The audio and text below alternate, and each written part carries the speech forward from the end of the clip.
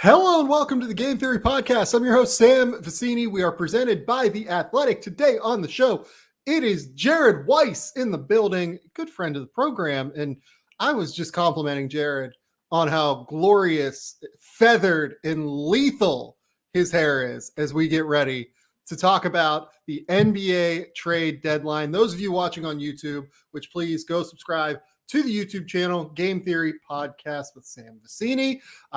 You're going to be able to see Jared's just absolutely glorious hair. Jared, how you doing, man? It's a pretty rough intro. I don't know how I bounce back from that. Rough. I mean, God, you're talking to someone whose hairline is like going farther and farther back, and it's just a disaster. I mean, I keep having these people on with strong hairlines, and I'm just like, what am I doing with my life here? I like the volume you're getting, though. I mean, you're kind of leaning into the situation. You're not just because it's going back doesn't mean it's going anywhere. I mean, we all still see the show. That's the move. That's what it's got to be. So, like I said at the top here, Jared is in Washington, D.C. He has like an hour until he has to go see the Boston Celtics, blow another fourth quarter lead. Like, what are we talking about here? Let's be honest. So we are going to talk about the NBA trade deadline. And the way that I've set up this show is I would like to frame it as the 11 players that will shape the NBA trade deadline. This isn't to say that these are the 11 players most likely to be traded. It's just the decision on whether or not they are traded is what is going to most shape the NBA trade deadline. So I've shared this list with Jared. I think that it's kind of an interesting group of players. It kind of crosses the positional spectrum. It crosses the team spectrum. It asks a lot of interesting questions. And I will frame each of these players as a question, essentially, as we go through them. And let's just kind of dive in with the big overarching question that's hanging over this entire trade deadline. Ben Simmons, look, is Ben Simmons going to get traded? Let's just go there. Like, is Ben Simmons going to get traded this deadline? I don't know how he doesn't. I feel like the way Ben's – okay, so there's that report that Sacramento was considering offering, basically all their good wing shooters with Halliburton, who I think is pretty close to a foundational piece. So if you pair him next to Joel Embiid, Buddy Hield, and Harrison Barnes and 2 first-round picks, and then that Simmons, and then taking on Tobias Harris and then Matisse Thybulle. Yeah. And it sounded like the Sixers are the ones that weren't interested in that. And I mean, I love Matisse Thybulle, but I feel like that's overrating Ben Simmons or maybe underrating Tyrese Halliburton, or maybe they just don't care about first-round picks right now. But like Simmons, it does, like we've established who he is at this point so significantly. We obviously know in Philadelphia there's just not a future there. So you can get a package even comparable to that. And I feel like there's a lot of potential packages out there between what Minnesota and Atlanta can do. There's all these teams that are pretty loaded with good young players out there that I feel like it's just kind of an obvious move to trade Simmons for one of those guys instead of holding out for some sort of better offer in the offseason. So let's throw out what I think could be the best Ben Simmons packages. You threw out the Kings deal. I think that's a really competitive offer. I was a little bit surprised with the fact that the Kings were willing to offer Tyrese Halliburton. I was a little bit surprised that there was the Shams report earlier this week that made it seem like De'Aaron Fox is the central figure there that they want to keep. And they obviously threw into that story as well that they want to keep Tyrese Halliburton too, but it seemed more that De'Aaron was the central guy there. That's crazy to me. Like, Tyrese Halliburton is pretty darn close to as good as De'Aaron Fox right now, I think. And he's much cheaper and on a rookie scale deal. I think he's almost as good as Ben Simmons now, considering his pull-up game has improved so much. So I feel like I'd probably clearly rather have Tyrese Halliburton than Ben Simmons long term. I don't think I would, but we'll talk about that in a minute. Okay.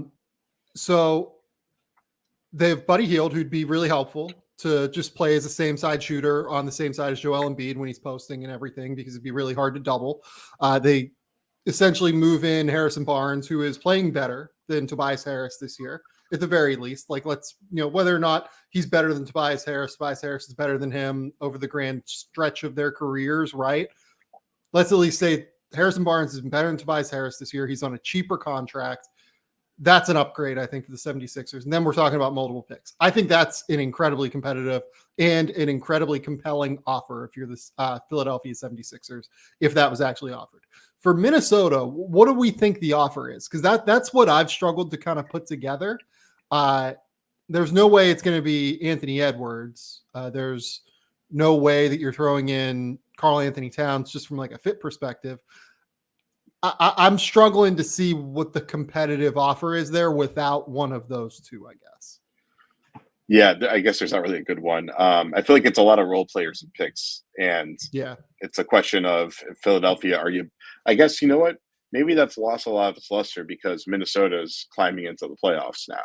And so I would presume they're going to get better if they trade for Simmons, right? So maybe Minnesota's just out of the lottery permanently now, and they finally made that next step because D'Lo in theory seems like a great fit next to Embiid, but I don't think D'Lo in theory has ever turned into D'Lo in actual practice. And then guys like Vanderbilt and McDaniels, it would be great to have those guys around. I don't know if Jalen Noel actually has like building value yet. He's been a fun player for them, but I'm still waiting to see how that pans out. But yeah, Minnesota probably doesn't really have that competitive of an offer because there's no way you would include Edwards or Towns. Yeah. The other team that I think does have the ability to create a really competitive offer is Atlanta, and I wrote about that this week. The offer I put on the table was John Collins, Bogdan Bogdanovic, Danilo Gallinari, Jalen Johnson, and 2 first-round picks for Simmons and Harris. And they can up that offer beyond that. I think that the Kings offer does beat if they're willing to include Tyrese Haliburton. I think the Kings offer beats that offer, but I think Atlanta has the upside to beat the Kings offer if they want, because they can include guys like DeAndre Hunter.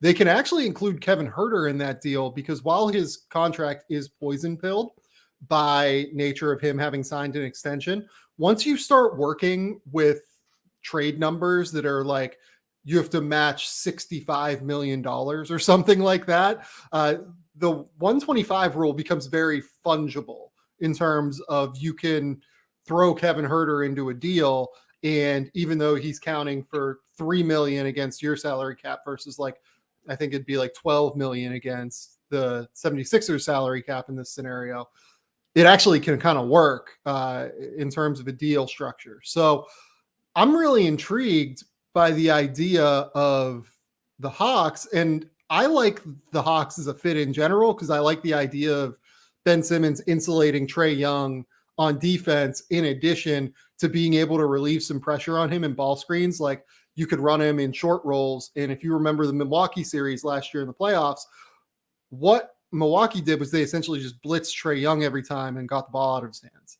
And if you have that release valve with Ben Simmons there, short rolling into like that elbow area or short rolling like into the 20-foot area, it's really fucking hard to do that because he'll just slice and dice you in 4-on-3 scenarios. So I love the idea of Ben Simmons there. I don't know how aggressive they'll be necessarily doing that, especially now that they've reeled off like 3 straight wins, and maybe the Cam Reddish deal kind of, figured some things out in the locker room and they're okay. We'll see. Like, but what do you think of Atlanta there? I mean, I love the Simmons fit because of exactly what you're describing. It just allows Simmons to operate from the ball closer to the hoop and doesn't have to deal with teams sagging underneath them. And then it's also not just like a static post up. Like it's getting him the ball on the move where there's still energy in the play and allowing him to be that decision maker, which I was hoping John Collins would turn into that to a degree, but we just haven't seen that much of that component to his game. I love John Collins, but the passing, it just hasn't come yet. And he continues to improve every single year. So maybe it'll come at some point, but it's the one part of his game that's actually like kind of a significant flaw right now. I mean, shit, at least he's shooting 43% and is still really good in the hard roll, at least, and can really finish. So he definitely is a fascinating guy. And he's still only 24. So there's still a lot of runway there. Yeah, I do. I think he's so good. I'm a little conflicted on who are the other wings you want from Atlanta, because I would have assumed Huerter, just because he's such a good off-ball player. I mean, he's only shooting, 36% this year or something like that. So it's not like he's having a great shooting year. And DeAndre Hunter is shooting the ball well, but between his health and Atlanta really valuing him, it seems like it's pretty hard to imagine prying him away. But it's Gallo's one of those guys that every time you think he's on his way out, then he just surprises you with a 30-point performance, and you're like, oh yeah, he used to be a fringe all-star at one point. And I wonder if like Philadelphia wants to have one of those guys, just have another one of those guys who just every once in a while can get you a huge game rather than someone who blends into the scenery really well. So, go ahead. Well, it's interesting because if I was Philly and I got Gallinari, I'd flip him again because that contract's actually pretty valuable. Like the name that I brought up was Eric Gordon. Like, could you move one of those first round picks in Gallinari for Eric Gordon then? And then you have Eric Gordon with all of these other pieces, with Bogdan, with if you go get Kevin Huerter, like if you can do something like that, like that's actually a really interesting roster then, I think, with Tyrese Maxey, with obviously Joel Embiid with the level he's at. Like, I'm kind of intrigued. Do you want to like have like chuckers around Maxey and Embiid? Because I mean, Gordon probably could control his gunnership a little bit if he's on Philadelphia, but I feel like he's one of those guys that's going to kind of like go into heater mode a few times a game, and that can be a little disruptive. I feel like those other guys aren't quite at that level. Yeah, that's a really good call. I mean, even Bogdan can get that way from time to time as well. Maxey can obviously get that way from time to time. So you are talking about a lot of shot making and not a lot of like passing necessarily. I kind of love the idea of just having guys that can go out and create their own shot and space the floor for Embiid. Like, I think, and defend on top of that too. Like, if you go get Huerter and Eric Gordon, like Huerter can't like defend primary like players on the ball, but he's an awesome like secondary defender in the backcourt, where if he's guarding your second best guy on the perimeter and kind of sagging off and helping off, I think he's really good in those scenarios. Eric Gordon, I think, is just a good defender. He's been awesome this year for Houston, weirdly, even though that team has been kind of a mess up until the last like 2.5 weeks or so. You go out and you get, other guys like this. I kind of like it, but I mean, like, part of this is too, I don't know if Philadelphia is in like an ideal circumstance here. And that kind of brings us to the next point. You think Ben Simmons is going to get traded? I agree with you. I think that it would. Daryl Morey has gone on the radio in Philadelphia and said essentially that it's not just because of Joel Embiid's level that we need to get this, we need to go out and trade Ben Simmons. It's even more incumbent upon us to get it right and to go get a star because Joel is at this level. We have a real chance to win a title. We have to be patient and go and get the right deal for us. If it was any other superstar in the league, I would agree with Daryl. But given Joel Embiid's injury history and given his propensity to miss games and his propensity to his age as well, he's a little bit older than what people think. I think they got to go make a move. I think it'd be a bit irresponsible to not make a move and give Joel Embiid a real chance to win a title this year. He is playing like the best player in the NBA right now. He is the most dominant force in the NBA right now. And to not make a move for that guy, I don't know, man. I don't know if I could do it. That's tough. Yeah, there's a legitimate question about how long his peak is going to be just because of how big he is and the way he plays the game and his injury history. So he's clearly at his peak. I mean, he's been playing at an MVP level for 2 years in a row now. And I think, and the best part is that he wasn't quite playing at that level earlier in the year, and he's kind of found his footing and is absolutely destroying everybody now. So Philadelphia is that team that they scale dramatically once they actually make the Simmons trade from just outside of the competition area to they could be right at the top of the East, basically, if they're able to put not even just like bring another star, but just a lot of these packages just give them phenomenal depth that fits really well around them. I think that's what's so exciting about it, is that the teams that really are in the mix to go for Simmons can actually give them like a good player to build next to Embiid and give them the depth that really fits around and kind of solves a lot of their issues. It's pretty rare that you have that. It's usually either you find like the great prospect or you just get a bunch of random young guys that will hopefully turn into something for you eventually. Yeah, no, I think that's dead right. Final verdict here. You think Ben Simmons gets traded? Where do you think he goes? Atlanta. I think they're the team that just is most obviously looking to make a deal. And Sacramento is like Sacramento. It makes sense for them to be aggressive because if they think Simmons is someone that they can actually build a really good team around, then it makes sense to go for it now. Because he's such a unique opportunity where his value is so low. But if he's in a situation where he thrives, then he immediately becomes a potential superstar again. But like Sacramento, I don't think they have to blow it up necessarily. I think they might. I think it's okay if they want to continue to just build around Fox and Halliburton and just kind of completely retool the rest of the roster around it. While Atlanta seems like Travis Schlenk is pretty mad at himself for continuing to do it the way he's done it. And it seems like they've been pretty obviously trying to make some sort of big move here. So they just seem like the team that's most motivated and most positioned to make this happen. I think I agree with you that Atlanta makes the most sense. I don't even like the Ben Simmons fit in Sacramento if De'Aaron Fox is not going the other way, to be honest. So yeah, that's a terrible fit. Yeah. I'm confused on that. Like, I'd be trying to include De'Aaron Fox in that deal and build around Ben Simmons and Tyrese Halliburton if I was them. But I don't know. Like, I feel like if you're Philadelphia, the best offer we've talked about so far is still that Sacramento offer that we talked about from the jump. And that's a great deal for Philadelphia, I think. And I don't know. I think that's the best place to end it, though. I will say that I think if they offer that deal, Sacramento offers that deal that we just talked about, and that is there. And I don't know if Atlanta beats that offer, I will say. Okay, let's take a quick commercial break now that we're done with the Ben Simmons stuff and get into the other 10 guys because I don't think that our conversations about them will be as long as this conversation was.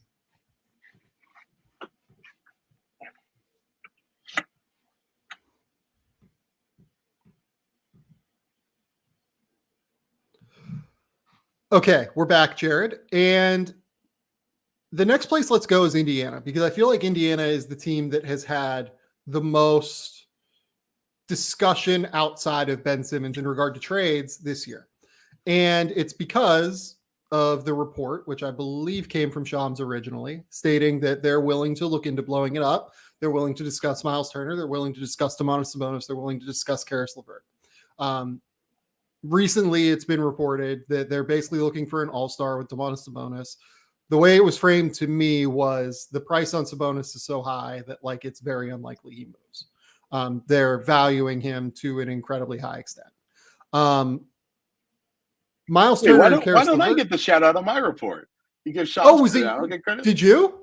I mean, I think I was probably the first. I noticed that I started getting please that one.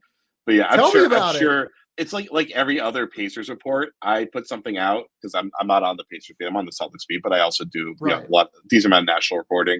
Every time I put something out, I get a ton of credit for it, and I'm like, haven't people been saying this already? I didn't think I was saying anything too revelatory, but I did put a leak sources tell the Athletic thing, so I guess that it's going to catch the attention. But that goes all the way back to saying Victor Oladipo wanted out. It's like everyone in the DM, everyone in the league knew that. But so part of the reason I wanted to have you on is because you had a one-on-one with Myles Turner earlier this year.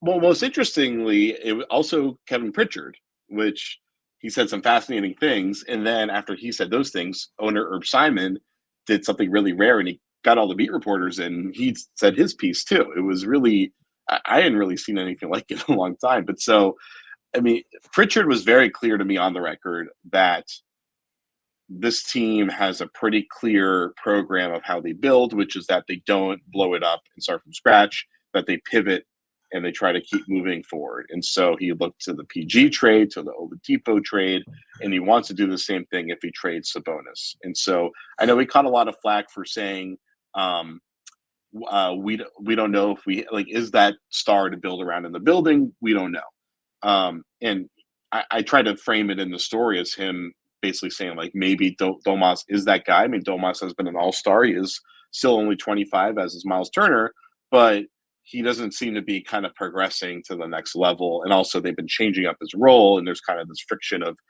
Carlisle wanting to use him as kind of a more standard spread pick and roll five, where he's hard rolling through the lane and then spacing the floor. While his whole game is he likes to kind of operate from the high post and play little kind of triangle actions out of there. And so we've seen a lot of games where he's doing that and he's kind of switching back and forth, and it's kind of a tug of war between them. And so it feels like everyone in Indiana is in a bit of a tug of war with Rick Carlisle, which I guess that's what happened when a coach comes in and wants to completely change up the system. But so the team is pretty rife for some significant trades. I think they do need to clearly blow the team up and trade most of their guys.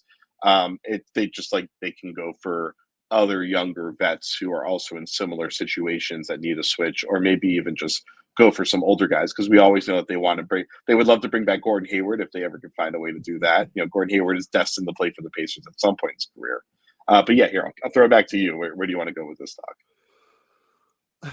There's just such a natural fit between Charlotte and Indiana via trade, I think. Like, I've thrown out the idea of like a 3-team move involving like the Ben Simmons deal and Gordon Hayward and getting a center to Charlotte. I don't even know if you need to include the Ben Simmons portion of that. Like, you could just do TJ Warren and Myles Turner for Gordon Hayward, or TJ Warren and Domantas Sabonis for Gordon Hayward.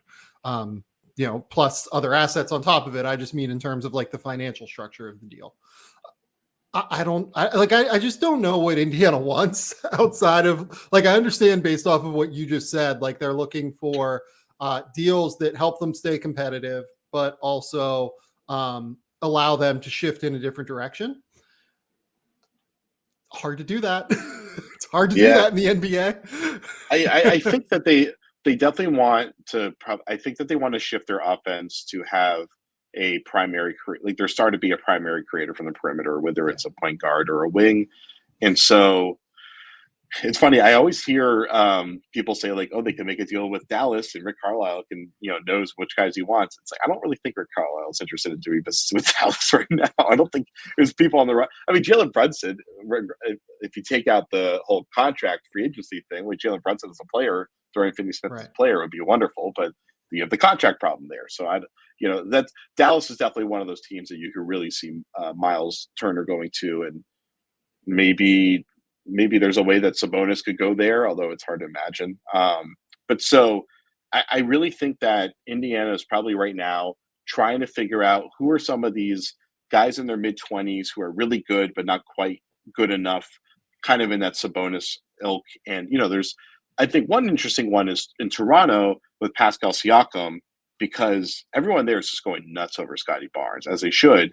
And there just seems like there's some natural redundancy there. And I think it's a good, having 6'10" wings that can do everything is probably a good place to have redundancy, but it at least Barnes seems to have enough promise that it gives you a chance to move off of Siakam and actually still kind of build the team you want to build. So I wouldn't be surprised if Indiana tries to make some sort of big offer to try to get somebody like Siakam. Man, Pascal has been so good. Like, you remove those first 15 games where it was clear he was kind of like feeling his way back in.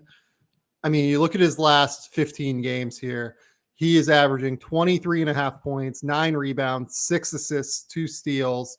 He's shooting 49, 35, 70 from the field and playing valuable defense for them.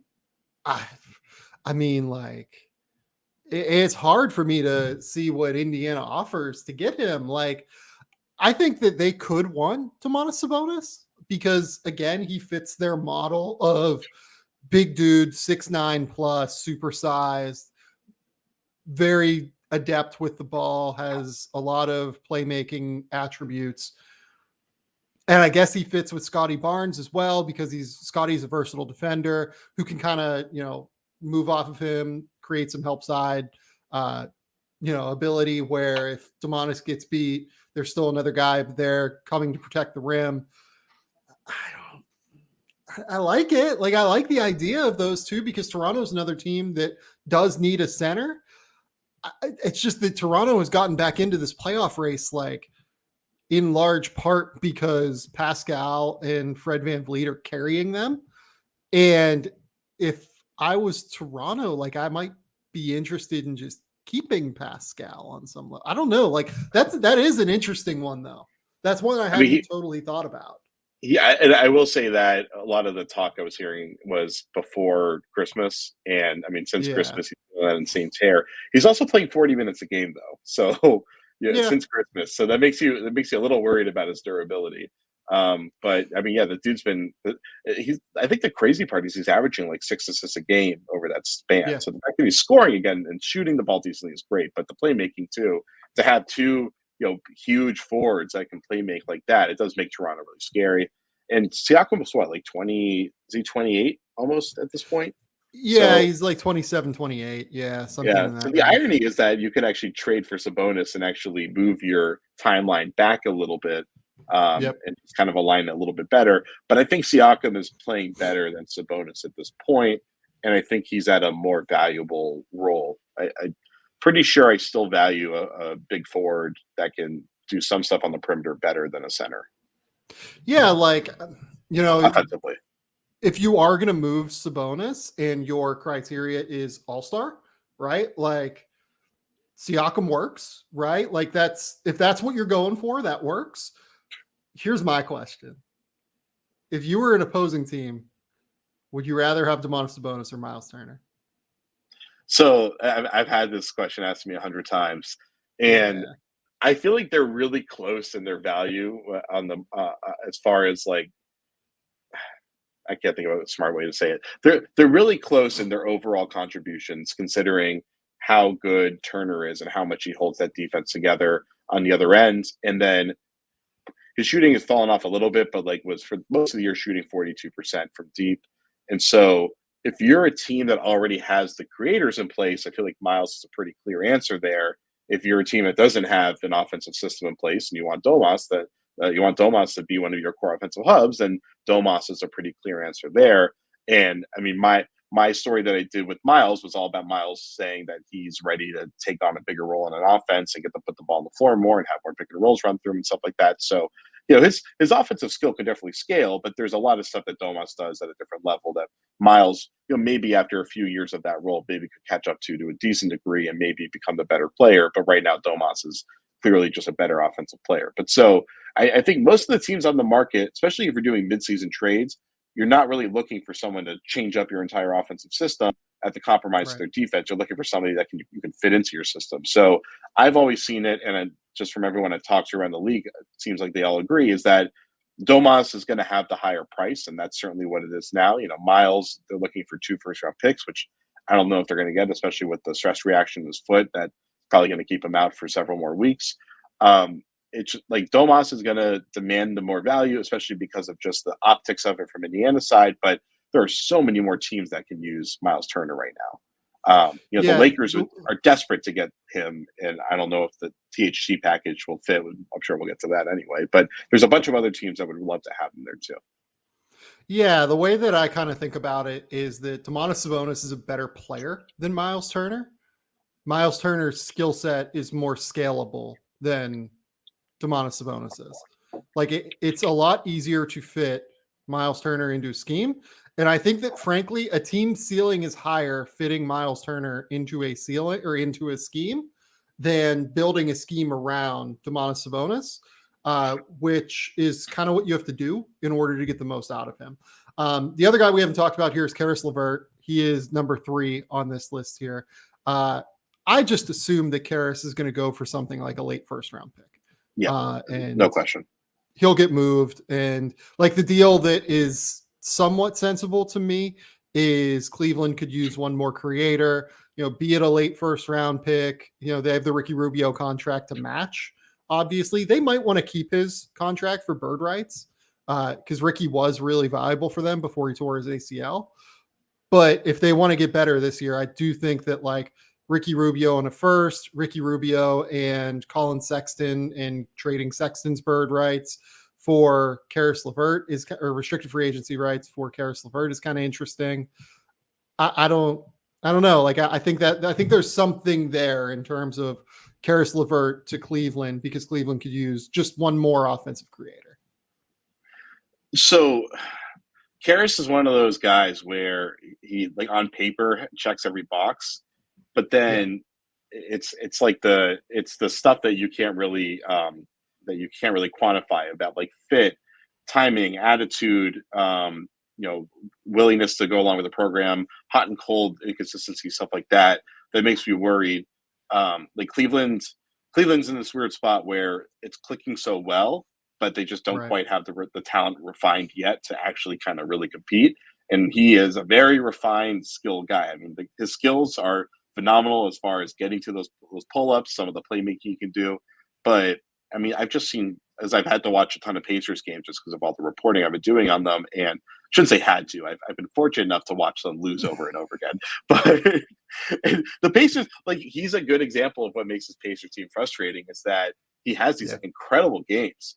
Or he'll have like a game where so much of it's incredible and then like things really go wrong at a certain point of the game. And Indiana, they are with the Celtics, one of these teams that just like their net rating is good. They look like they're a really good team. And then just the fourth quarter comes, their offense is a complete shit show. And Caris has definitely been a big part of that for better and for worse. And so I worry about bringing that into Cleveland.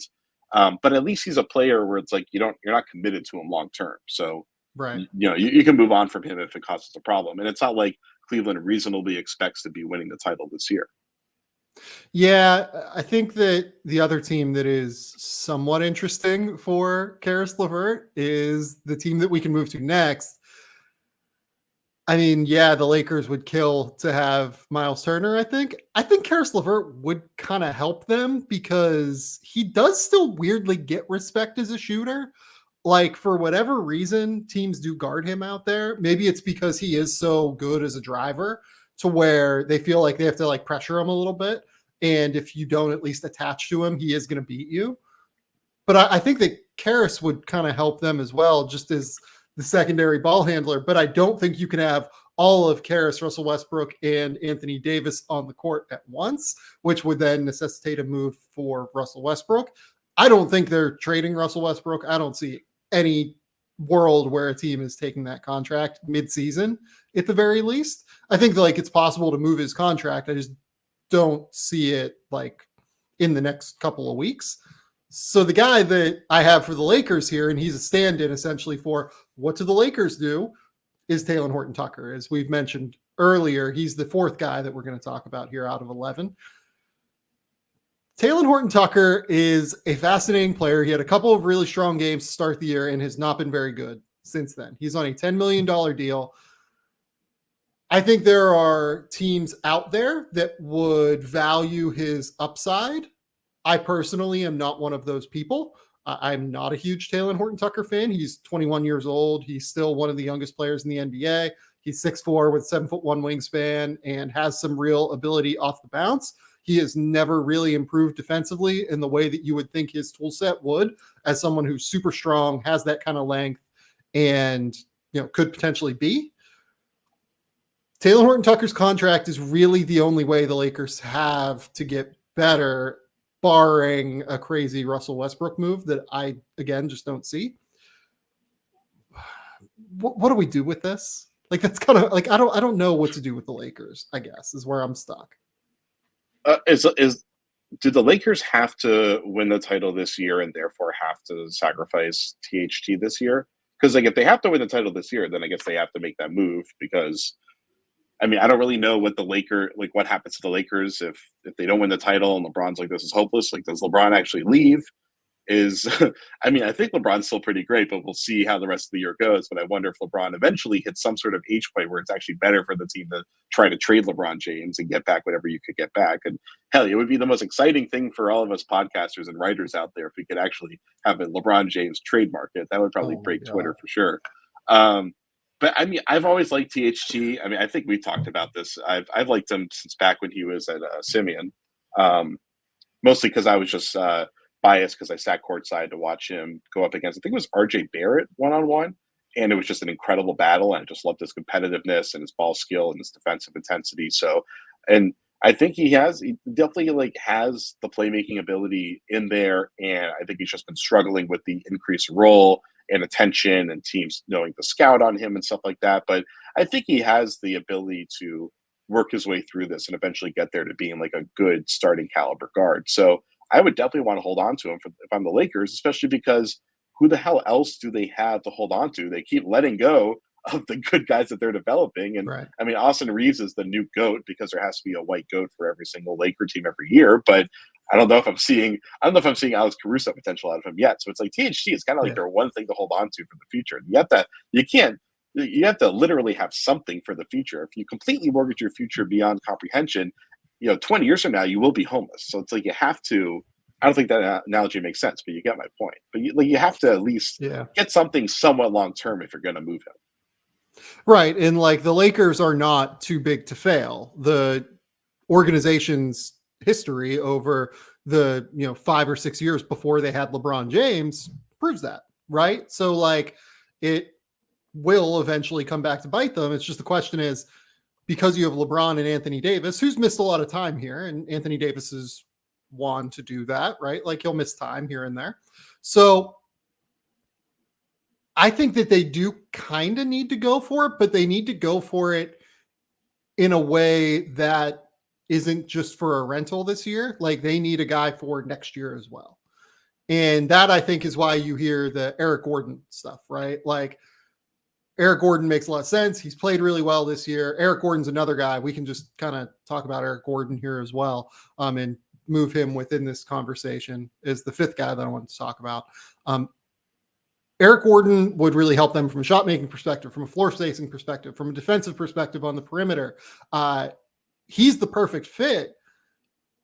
Here's my question. If you're the Houston Rockets, would you rather have Talen Horton Tucker, or would you rather have like the Hornets first round pick that who just acquired that Atlanta just acquired for him? Like I think I'd rather just have the first round pick. I think it's a more malleable asset that could be more valuable to another team down the road than Talen Horton Tucker.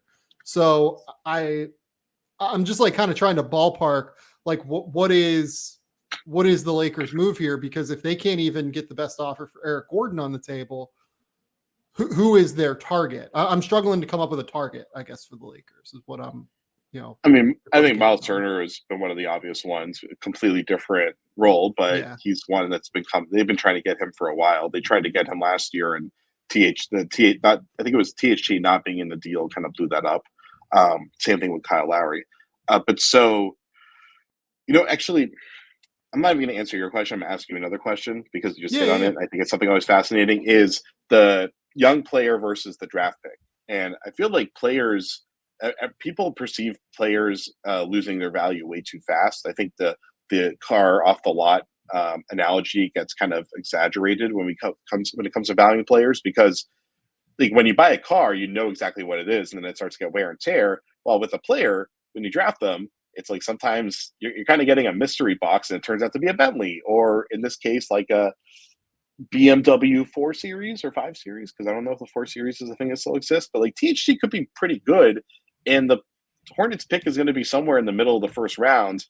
I think like Horton Tucker is on track for exactly what you would want your optimal 13th, 14th pick in the draft to be. And the uncertainty of the draft is just, I feel like, is so much more significant than people tend to paint it out to be. So if you even hit on a lottery pick and they turn out to be a starting caliber player, that's generally like a pretty good outcome. So considering that THT is only like 21, 22 years old, he's still really young. And I don't think he's good enough to command a huge salary in the free agency market when he hits it. I just don't really see, I don't see any way that a non-top 10 pick is really more valuable than him, unless you're like clearly trying to make a trade off of that. Well, the only reason why is that you'd be getting him for this year when he's still not very good. Like he's just not, like he's not a starting caliber player, let's say right now, right? You'd have him for next year when he's 22. And I don't think there's any certainty that he would be a starting caliber player that year. And then you get him for 23, 24, which maybe he would be. Like, I think there's a chance that he'd be a starting caliber player by the time he's 23, 24. But then that's the last year of his contract, and he's an unrestricted free agent after that. So he has a player option for that year too, right? I can't remember off the top of my head, but if he does, that's even worse, right? So I think that's why the draft pick is more valuable. It just gives you more time to develop a player that may or may not be a starter. If Talen Horton Tucker was a starter right now, A, the Lakers probably wouldn't want to move him, but B, it would make a lot more sense for me with the way that his contract went. Like this is kind of why I had Talen Horton Tucker as like number 45 on my board or something like that. I always figured he would be better for the second team that had him than for the first team. I just thought he was so far away from being a helpful player to an NBA team that first team just wouldn't really have a chance. And I think it's gone about as well as it possibly could have for him early on. And that's a statement on him being a talented guy. I just like, I guess that I'm still struggling with what the value proposition behind Talen Horton Tucker is. And that's why I'm struggling in general to like understand what his value is. And on top of that, you bring up Myles Turner, right? They wanted 2 first-round picks for Myles Turner. Let's say that they value Talen Horton Tucker in that way as being worth one of those first-round picks. You could do Talen Horton Tucker and Kendrick Nunn, and that gets you where you need to be in terms of salary for Myles Turner. The Lakers don't have a first-round pick. They have moved their 2022 first-round pick. They've moved their 2024 first-round pick. They don't have a first-round pick, I believe, until 2026 that they can move out. Now, if you're Indiana, maybe that's what you want. You want the pick to be farther out after LeBron James is gone. Maybe Rich Paul, after LeBron James leaves, pushes Anthony Davis out. So maybe that is the pick that you want.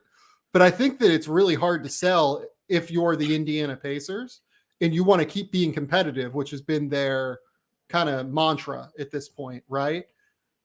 I think it's hard to sell THT and another first-round pick for Myles Turner. I mean, the one thing is it's a really hard sell on the pick, but the Lakers can only offer a pick that is so far out that like everyone is gone. Like AD would probably be like 37 at that point or whatever it would be. I don't even know how far away 2028 is, but so it would be 2026, and it would be he'd be what 30? He'd be in his 30s, but it wouldn't. He'd be 32, something 33, something like that. Right? He's turning 29 in March, so it would be 4 years from now. 4 years from now. So yeah, 33. I thought that I kept hearing the 28 pick. I don't know why I had it locked in as a 28 pick, but yeah, I mean, I'm looking at Real GM right now. The last pick they have out is the 2024 pick.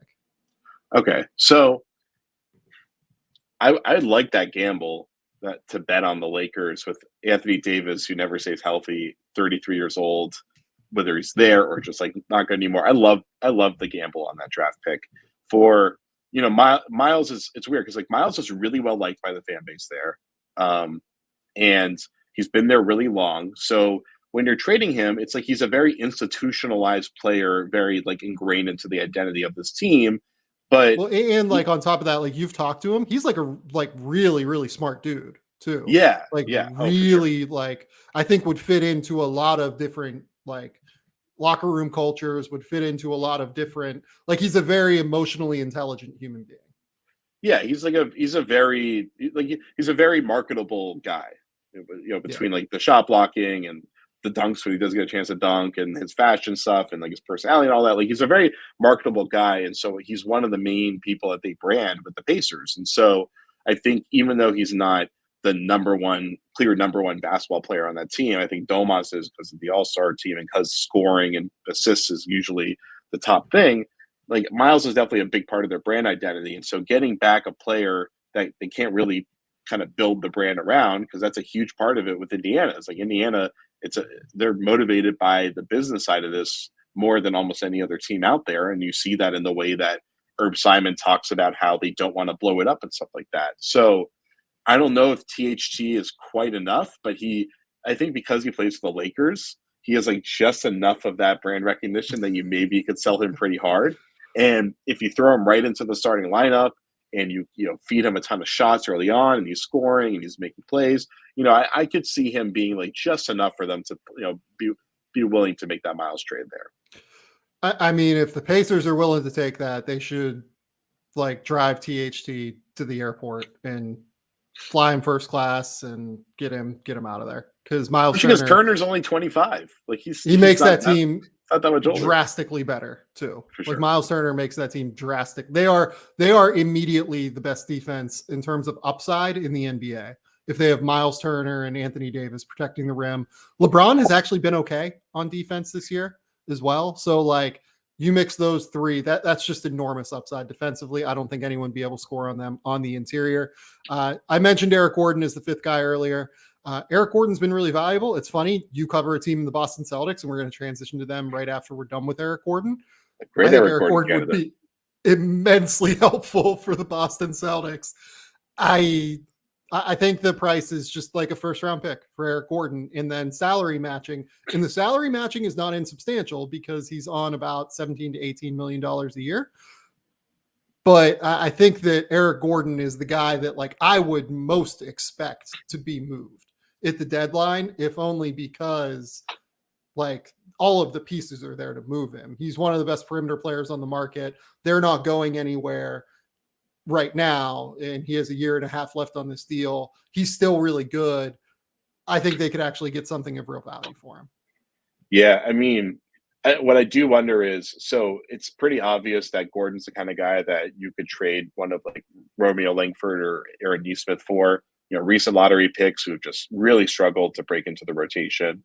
And we're talking right after Langford had like a pretty nice game, and Nesmith had a pretty nice game earlier in the week before he sprained his ankle. But those guys are still really, really far away. And there's big question marks about whether they'll get to being high quality rotation players. And Gordon is just like everything this team needs. I mean, a high volume 45% shooter from deep is just such a game changer for the Celtics. It's really the Celtics' biggest issue right now is that Jason Tatum or Jaylen Brown will completely break down the defense, draw a huge crowd, and then kick it out to somebody who just bricks an open three. And it just happens over and over and over again. And they just lost to Portland because Portland played zone and they pressured Tatum and got the ball off of him. And the Celtics just kept missing shots, and they missed every shot for the last 7 minutes and 19 seconds, I believe. Like literally missed every single shot. It was insane. And that's the story of their season. And so you put in a guy like Gordon, and that makes a huge difference. And I mean, what's interesting is they could send out. So it seems like the Celtics are very likely to trade Dennis Schroeder. Things are changing a little bit because he's had a bunch of good shooting games, because his value maybe is not that far from what his early bird rights would give the team if they wanted to re-sign him. So there is maybe some plausibility to being able to re-sign him. And there's a gulf between Marcus Smart, who is a good salary match for Eric Gordon, if you pair him with like someone like Aaron Nesmith or whatever.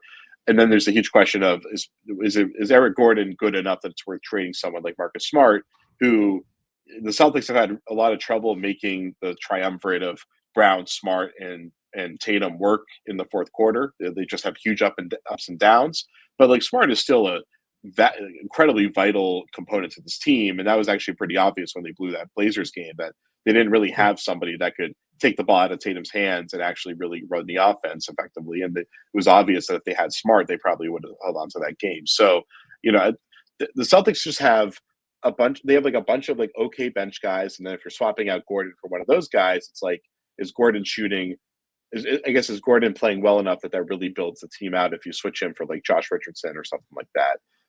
Or you give up like a core piece in Smart, who's kind of the team's third best player, although Rob Williams has been playing really well as of late, so you can debate that. But Smart has been the team's third best player. I don't know if Eric Gordon's quite at the level, especially at his age, that you would want to move him into that third best player on the team slot and think that they actually are going to get that much better right now, considering Gordon's going to be 34 this year. So you have to win real soon if you're bringing in a guy like Gordon. Well, Marcus Smart's the sixth guy on my list that I want to talk about. So let's kind of mesh these two together.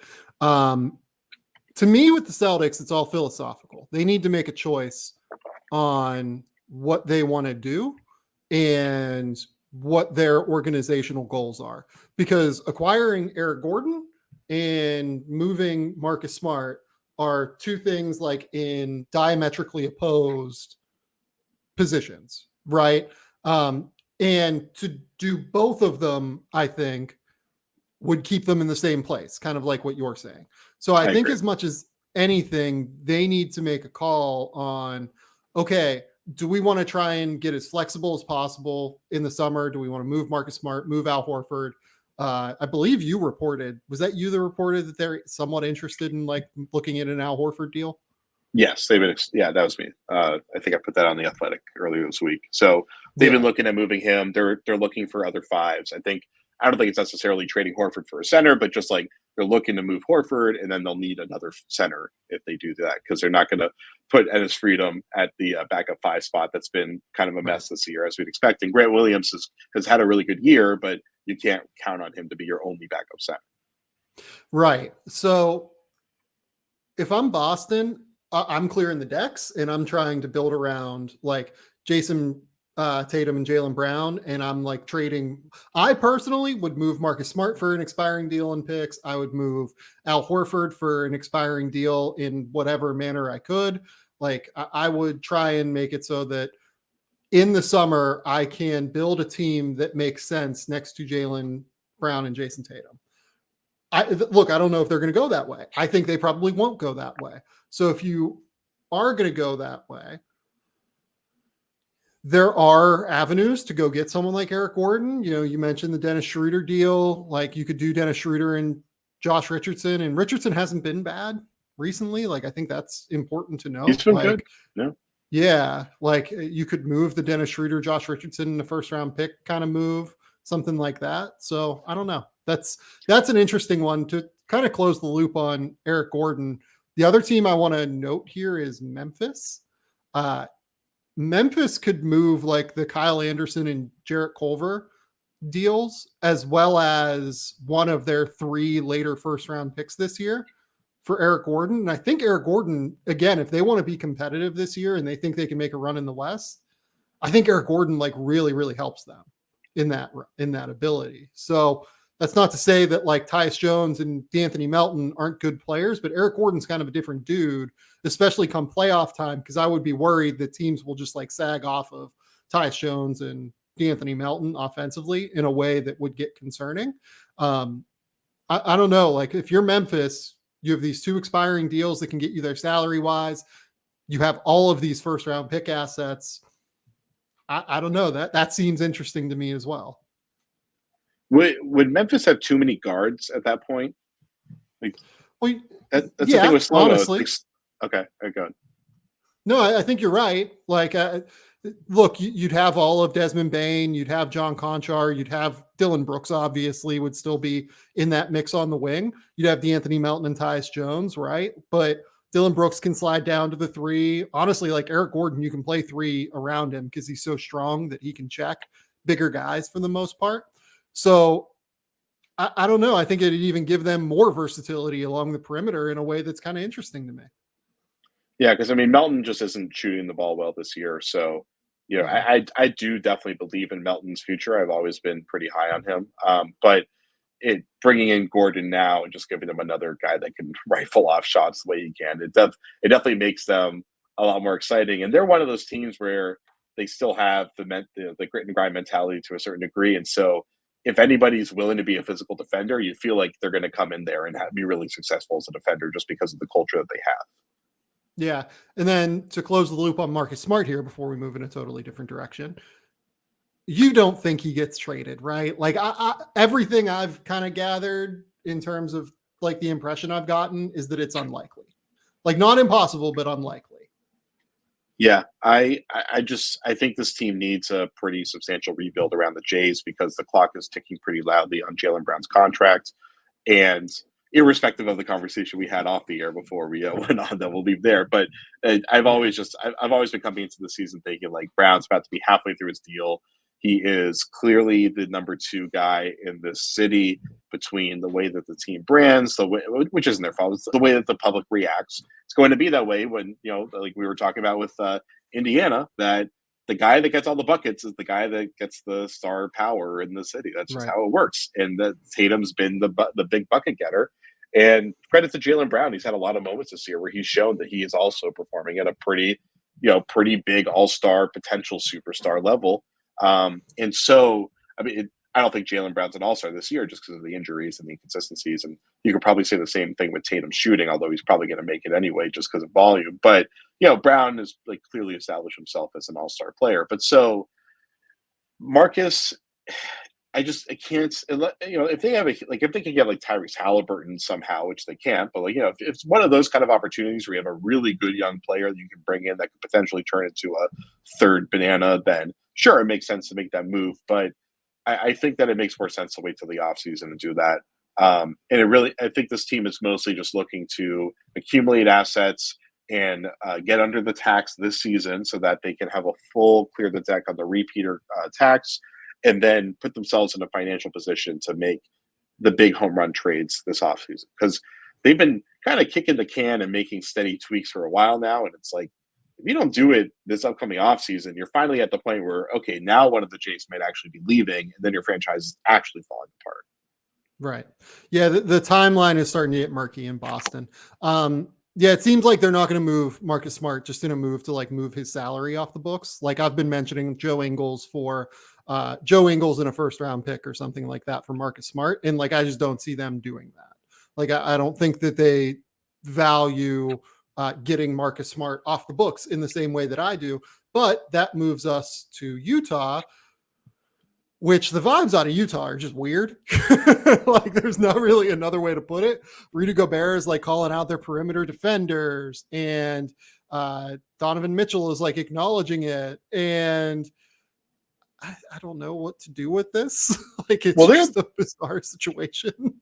They're the most interesting team with the Smart conversation because like they're being pretty obvious that they need Marcus Smart, and there's been so much noise about them going for Smart.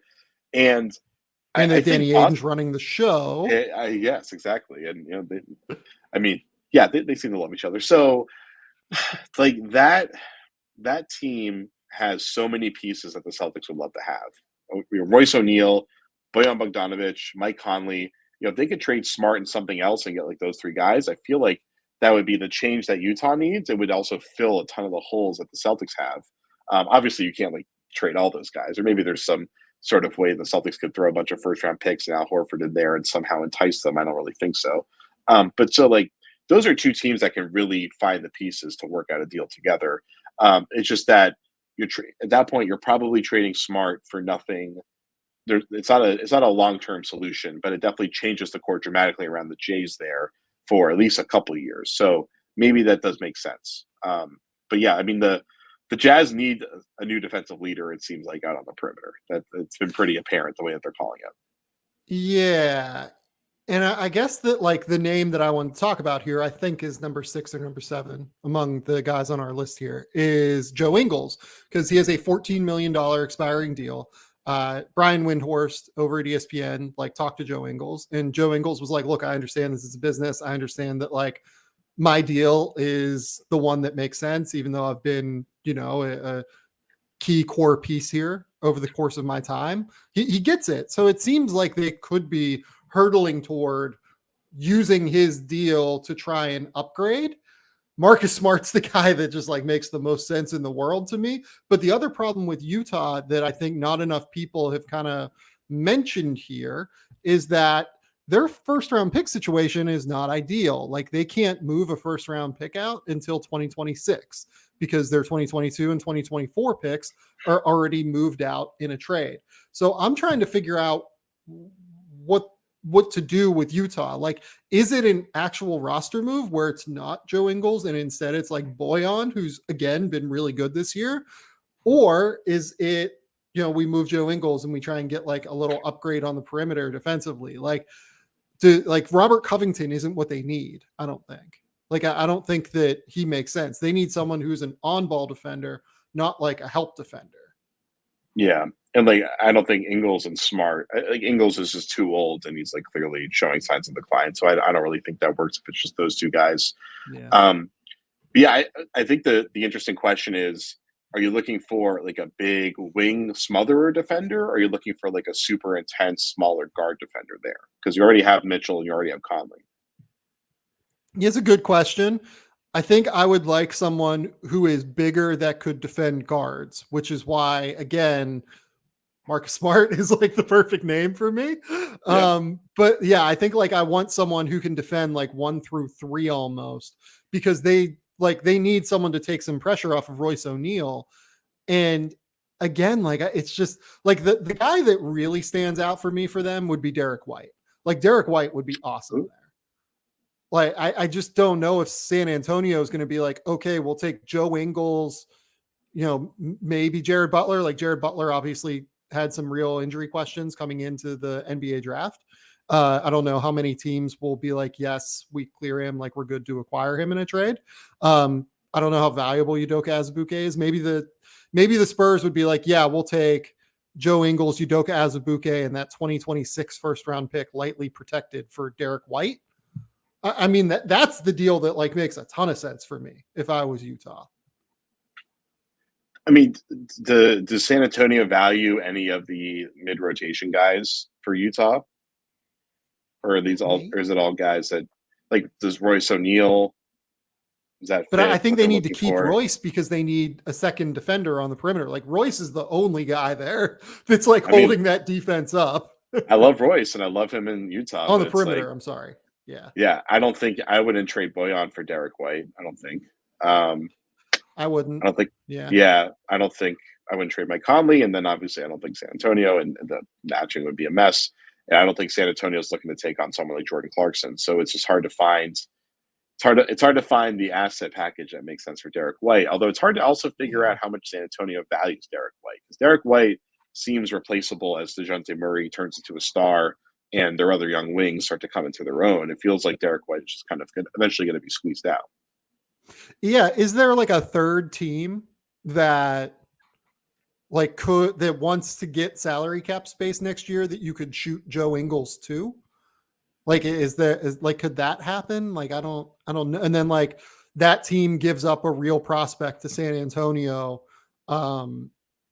that they really value, right? Because even with Derek White's deal, they have max cap space this summer, or they can get pretty close to max cap space. So like, it doesn't really hurt them to take on a deal that like matches similarly from another team. Like if I'm trying to come up with a team that like could use getting off of some salary to facilitate a move.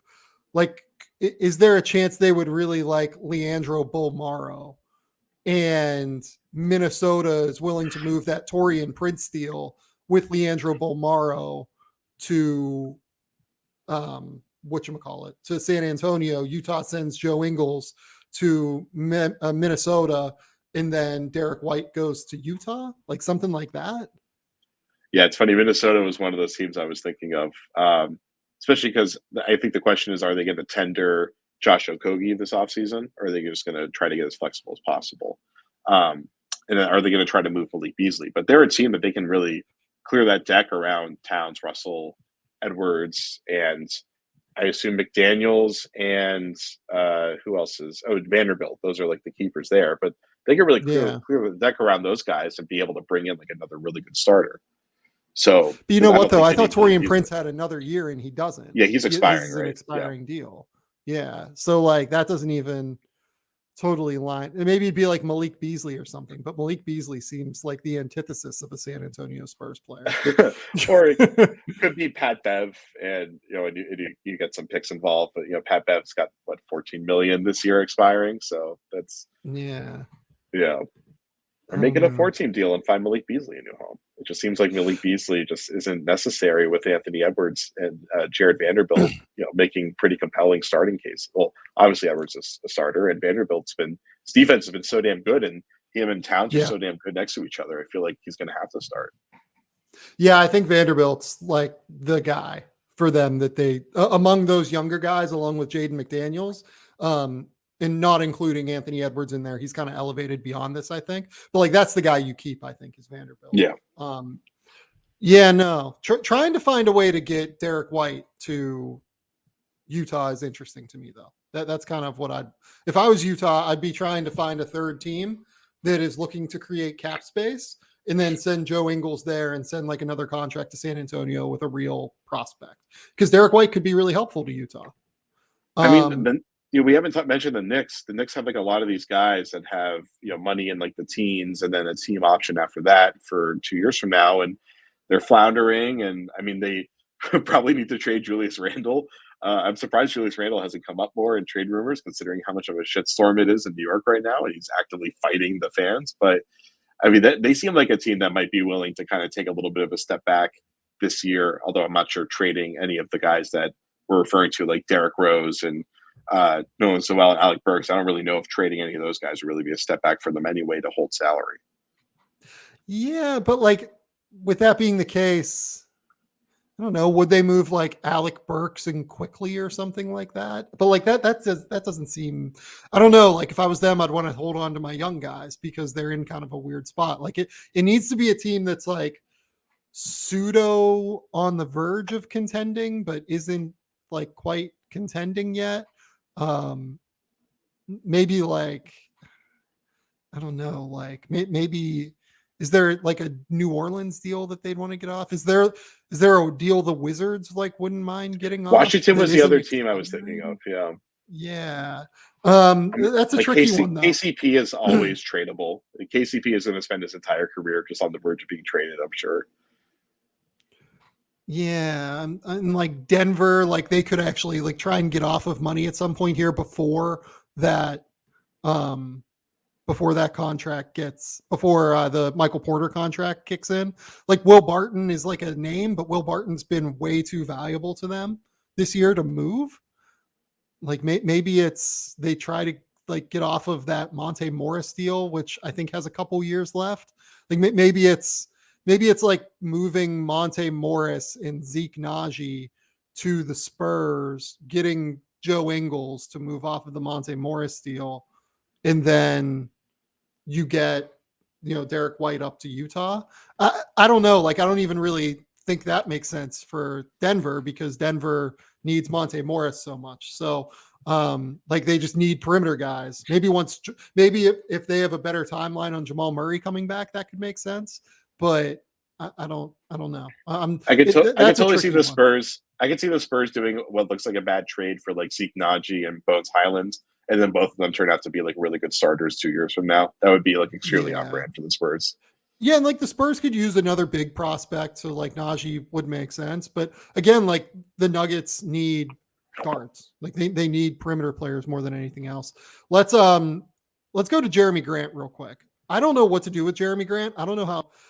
I think that the market idea of what Jerami Grant is worth is more than I would pay for Jerami Grant. It seems like real shot creator, real like I guess shooter sort of, but his defense hasn't been nearly as good as what it was in Denver.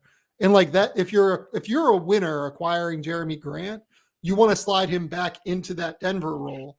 And the whole thing, excuse me, of why he signed in Detroit was he wanted the greater offensive role. And if he's not as willing to play elite level defense and not as willing to take a backseat shot wise, I don't know if I want Jerami Grant necessarily. And like the Celtics are another team that have been brought up in the Jerami Grant sweepstakes, right? So like, it's hard for me to find a team for Jerami Grant, I guess, where I'm like, yes, they should do this. Yeah, I think, he's such a fascinating story in that he walked away from a winning situation where he was kind of like one of the key missing pieces, where I guess when he walked away, and he got his taste of being the feature guy on a terrible team. And doesn't necessarily mean that he is permanently wanting to be a feature guy the rest of his career. Maybe he got it out of his system. He got the attention, he got the numbers, he got the money, and now he's ready to kind of step back into a role. I think he's probably a little young to be doing that because is he 27 or 28? Whatever. He's like entering his prime. He's still got some years of put up get buckets for a couple of years before it's time to start. I hate the term ring chasing, but start to sacrifice his role to be in a competitive situation, that kind of thing. And Detroit the situation is ripe for him to keep taking whatever shot he wants for a long time. He's got a really good point guard to give him the ball. Talk about Killian Hayes. There's also Cade Cunningham. Had to get a Killian Hayes joke in there for a second. But so if I'm him, I'm not that motivated to get out of Detroit. It seems like that's what he wants. And he has enough value in the market that I can't trade for him and see him be discontent and have like a Caris LeVert situation where it's like it's clear that the guy is not happy with his role there, and it creates toxicity and disconnectivity in the offense. I wonder if a team that makes sense for him is Minnesota. Minnesota has a lot of guys that take a lot of shots, but they could use another big wing defender in that way to insulate Towns if he was willing to like really sit down and defend in that way that he used to. This is one where I'd need to do as much background intel work as possible and understand what Jerami Grant wants. Like if Jerami Grant does not want to slide back into that role, like I wouldn't want him on the Timberwolves, but the Timberwolves have all of their own first round picks. They have guys like Bolmaro. You have a Jaden McDaniels who hasn't played well offensively this year, but is still valuable on defense. Like there's probably something there if like the Timberwolves wanted to continue to try and take a run at this.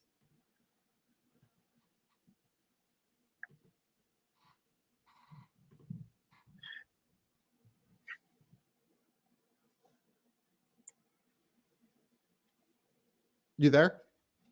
Yeah, sorry, I lost you for a second. Oh, I said that there's probably a trade there if you want to continue to go and take a run at this. If you're in Minnesota, between Jerami Grant and Detroit.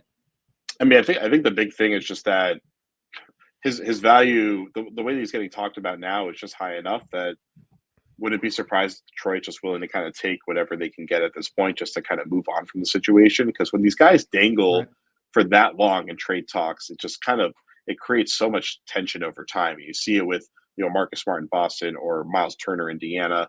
I'm sure there's plenty of other examples. It's just the first two that I think of because I've dealt with them so much. But it's like he's just been dangling in that situation ever since he got there.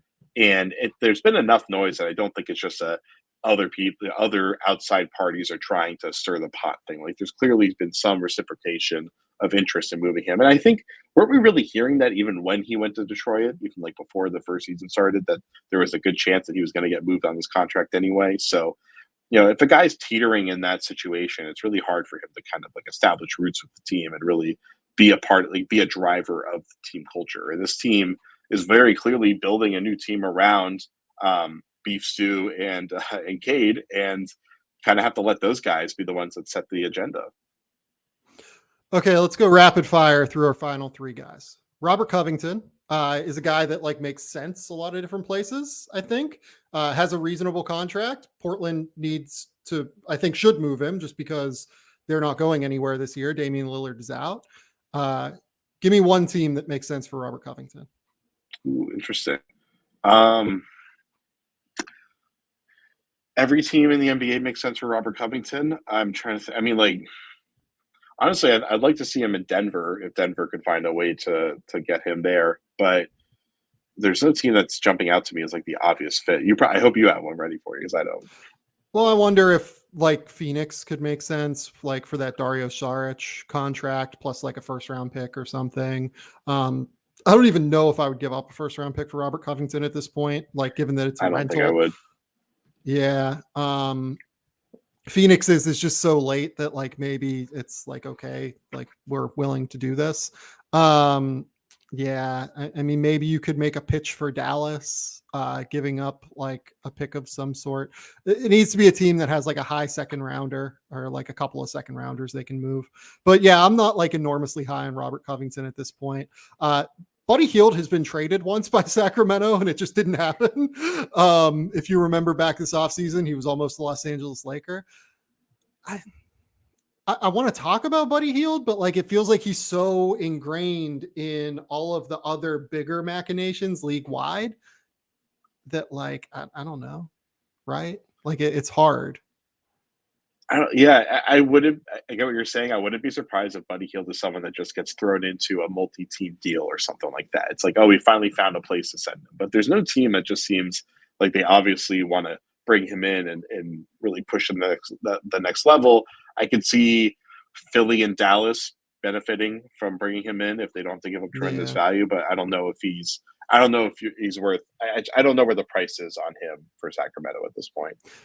Yeah, and like by the way, like another team that could make sense is Cleveland, right? Like Cleveland could use another floor spacer, someone who can like reasonably create offense to some extent.